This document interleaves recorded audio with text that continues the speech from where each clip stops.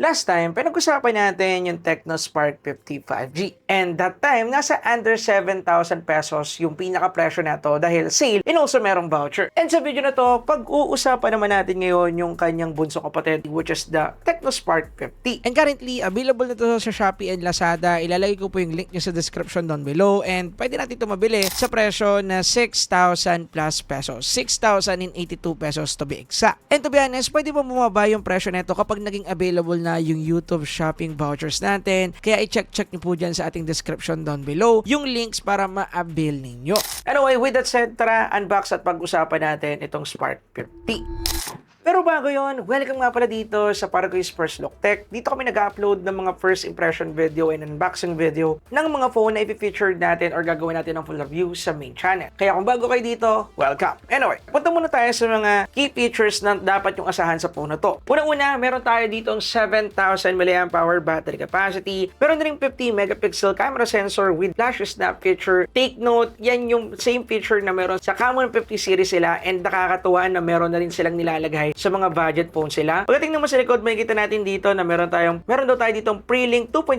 Signal Enhancement Engine Sensor. Gusto kong makita kung totoo yan, malalaman natin sa full review. Meron din tayo ditong 6.78-inch 120Hz display and naka-dual stereo speaker na tayo dito. Unlike sa 5G version na naka-single firing speaker lang. Anyway, unbox natin at tingnan natin kung ano yung mga pwede nating asahan sa bad boy na to.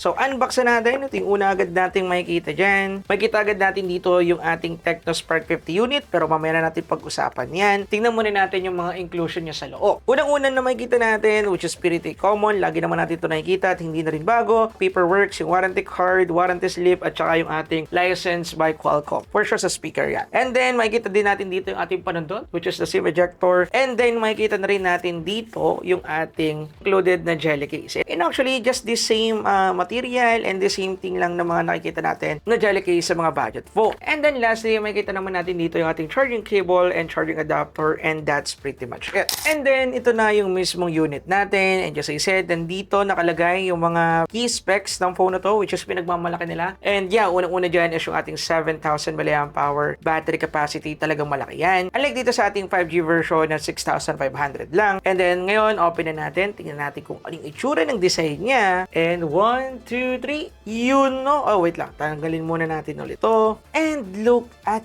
that design. As you can see, yeah, iPhone 17 yung dating neto. And ang ironic lang dahil nilagay nila yung design na to sa ating base version at nilagay naman nila yung design ng ating iPhone Air sa 5G version. Although, syempre, magkakaroon pa rin naman talaga tayo dito ng Pro for sure. Lagi namang merong ganyan ang Spark series. And yet, kung titignan natin yung design nila, ito naka iPhone 17 Pro Max. Ito naman naka iPhone Air design. And nga pala, dahil nga meron silang same na massive battery, as you can see, the same sila na makapal. And napansin ko lang nga pala dito, no, kahit na medyo makapal itong dalawang device ito, same din naman sila na magaan. And ganun din yung mismong feedback ko pagdating dito sa ating Tecno Spark 50 base version and ganun din yung na-feel ko dito sa ating 5G version. And actually, pag tinignan natin yung design nilang dalawa, talagang iPhone na iPhone. Hindi natin pwede kailang. And yes, good thing, naka-dual speaker na tayo dito. Ito yung isa sa baba and then yung isa sa taas. Kaso nga lang medyo maliit yan. Pero at least, naka-dual speaker tayo dyan unlike dito sa isa na naka-single firing speaker. And supported rin nito ang audio jack or earphone jack natin. So, pwede pa rin tayong gumamit ng mga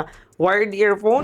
And then, supported pa rin nito yung ating micro SD card up to 2 TB for sure. Lagi naman ganun sa mga budget phone. And yeah, ang kagandahan dito, meron pa rin tayong 2 SIM card slots. So, meaning, hindi masasacrifice yung isang slot para makapaglagay tayo ng micro SD card slot, which is I like. And then, naboot up ko na to and currently, nasa iOS 16.2 na tayo. And gaya ng sabi ko, yung mismong UI design or yung pinaka-design ng skin ng ating iOS 16, pang iPhone na ilang beses ko rin nabanggit sa mga unboxing video natin and also full review. Then, pagdating naman sa chipset na ginamit dito is Helio G81.